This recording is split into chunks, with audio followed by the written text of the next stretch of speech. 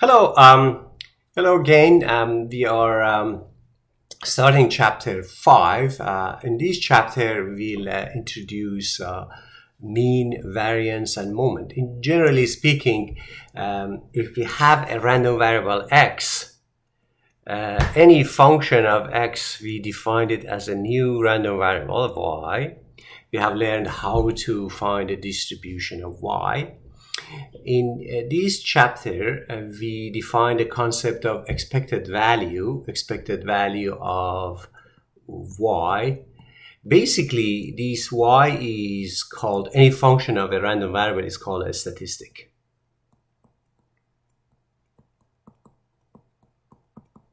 And expected value of a statistic is called a moment.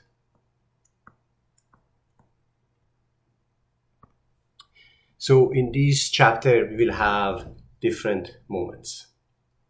So this is the outline of this chapter, but there are lots of details. Particularly, the most important part is define the expected value. We will study and apply the properties of expected value operator, which is basically an average of a statistic. And using average of these statistics gives us information about the distribution. How the distribution behaves depends on the statistics and vice versa.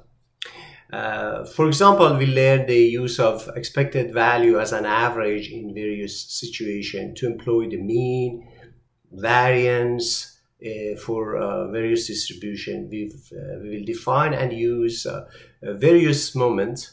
We will apply conditional moments. We will see that probability itself is an expected value, is average of something. Like if you throw a coin, how many times you are successful in average, it is related to probability. So we could have defined the probability starting with the expected value and then reach to probability. But in this course, we do the other way around. We'll define a couple of moments which are interesting. And these moments are called characteristic function, moment generating function, and second moment generating function or second characteristic function.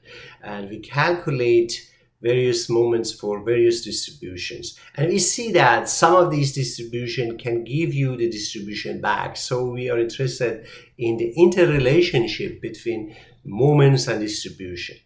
So we will also establish some important inequalities involving some of the moments. If you know some of the moments of some distributions, then you can characterize its probability distribution. So probability distribution can be characterized by moment and vice versa. So as examples, we also define the information and entropy. Entropy is the average of information. We prove, as example, the Kullback-Leibler divergence theorem, because it's related to expected value. We obtain expressions for approximating different moments or distribution using moments. And another example, we define cumulants.